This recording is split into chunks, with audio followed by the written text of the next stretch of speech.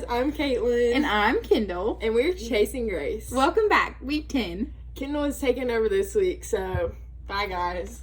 See you later, Caitlin.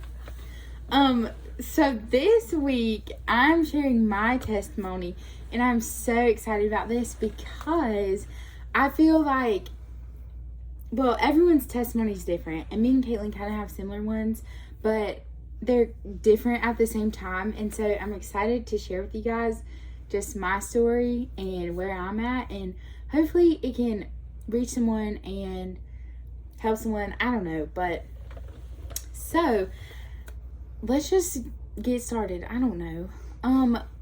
When I was little, I used to think that your testimony was the story of how you got saved. Like, oh, I went to VBS and I repented and I was saved. Or, oh, I was at church. Or, oh, I was at summer camp. But, like, for me, I was 7 when I got saved and when I was baptized. And, like, 7's really young, but I fully understood what I was doing. But I used to think that's all your testimony was. Like, there was nothing else to it. That was it. And so, as I've gotten older and the more life experiences, I guess, not really qualified, but anyway, I've realized that your testimony is so much more than the story of just how you got saved. And it's really just the story of your life, that being a Christian, and it can start and stop whenever, because in different seasons of your life you're gonna have different testimonies, and you'll have 100 different testimonies throughout your life because you'll have gone through so many different things, and each one is special and each one is important, and the Lord uses each of those testimonies and each of those seasons of your life to glorify Him and make His name known. So for me, like, I got saved when I was 7, got baptized, I went to church camp, VBS, all this stuff, and I felt like I checked all the boxes, you know? Like, I did this, then this, then this, and I was good, right? Well, wrong. Okay. So when I got to college, I didn't really know what to do. Well, okay, I did. Okay, anyway, I was like, what's next? I've checked all these boxes. I've gotten into college. I'm doing my thing. What do I do next? Like, what do you want me to do, Lord? And so it took a lot of prayer and a lot of just like spending time with the Lord.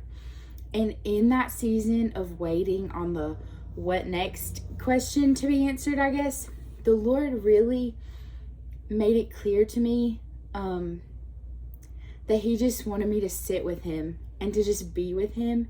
And so I was reading my Bible and I stumbled across Psalm 91:1, and it says, "Whoever dwells in the shelter of the Most High will rest in the shadow of the Almighty." And I got it tattooed on my arm, the word dwell. You can't really see it, can you? Anyway, that says dwell. But I felt like this word was something that needed to happen in every season of my life, no matter what I was going through, what I was facing, the ups, downs, the good, the bad, the ugly. I felt like I needed to dwell no matter what and just spend time with the Lord. And so I was like, why not put it permanently on my body? I don't know. But also, another thing, I really love tattoos. I don't know if you know that about me, but I think they're so cool because when people ask me about it, I can tell them about Jesus. And so I got it for that reason. And I got it as a personal daily reminder. Every time I look down at my arm, I see it. I'm like, okay, Kendall, are you dwelling with the Lord? Are you spending time with Him? Are you just sitting with Him? And it's like little daily self-reflection tool. But also it's, people can see it and they can ask me about it and I can tell them about Jesus. Also, I was talking to someone one time about tattoos in general and whether or not they thought Christians should get tattoos, because some people say yes, some people say no, it just depends. And they pointed out, it made a really good point that I never really thought of. And it was like, Jesus didn't sit with saints, he sat with sinners. And a lot of times people are suit and tie Christians. They're kind of all, they're all put together. They want the world to think they have it all together. And not everyone is like that. Like, I'm definitely not a suit and tie Christian type of person. And so my tattoo allows me to sit with sinners, so to speak, but it allows me to have conversations with people that I normally or wouldn't necessarily get to have a conversation with. And it just allows me to relate to people in a way that I couldn't before. And so I'm really glad I got it, because this is basically my testimony, the word dwell, which is weird because your testimony is normally like a story. I don't know. Mine's just one word, but I don't know where I was going with that. Oh, I'm really glad I got it because I get to relate to people and I get to talk to people and I get to tell them about Jesus. And I wouldn't say I fit the mold, I guess, for someone who would normally have a tattoo. And so I feel like it's really cool to be able to like talk to people about that. But another thing is I just want to love people above all. And so in my prayers and my what next questions, the Lord also made it clear to me that we're just supposed to love people and love them well. And I think that is something I've tried to do my entire life, but I've never truly understood the importance of it until recently. Being in quarantine and being with my family all the time and them getting on my nerves or not doing something that I necessarily like want them to do or agree with, whatever. But we're called to love people well, and even when it's hard, and like in this time of quarantine, like you wake up and you're with your family, you go to sleep, you're with your family, you don't always feel like loving them all the time. But what I've learned during this quarantine is that we need to love everyone and love them well. And I was reading this book by Sadie Robertson. It's called Live, and there's a part in it and she says we need to draw people in and make them feel like they belong, make them feel included and loved. And so that's really like right now what I'm trying to do, is just to draw people in, make them feel included, and to love them well.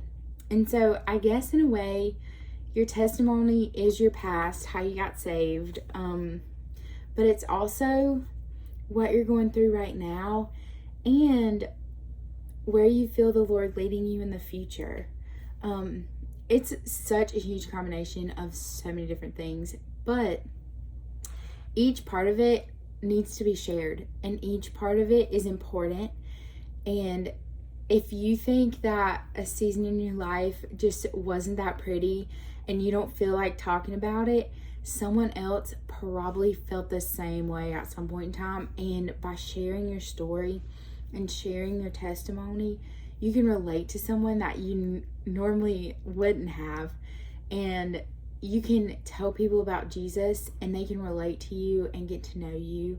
And you can love them better if you know they've been through the same thing that you have. So I just think testimonies are so special and such an important gift that we have. Even if we don't think it's pretty and it's not all sunshines, rainbows, unicorns, whatever. It's so important and it's so special, and the Lord uses everything in our lives. Even if you think if you're in a season of waiting or if you're like waiting on the Lord, his next move, or I don't know, waiting on something to happen or waiting on a prayer to be answered, the Lord is moving in your life and your testimony is being created right then. And so I think it's so special to share testimonies and just to talk about what the Lord has done in your life, and to talk about what you feel the Lord is leading you to do next. And so I just want to encourage you to not be ashamed by your story and to not feel that it's unimportant or unworthy, because the Lord uses each part of our story and each part of our lives to impact other people and to make a difference and to make his name known. And so never ever be ashamed of that. So without further ado, we'll see you next week. Bye.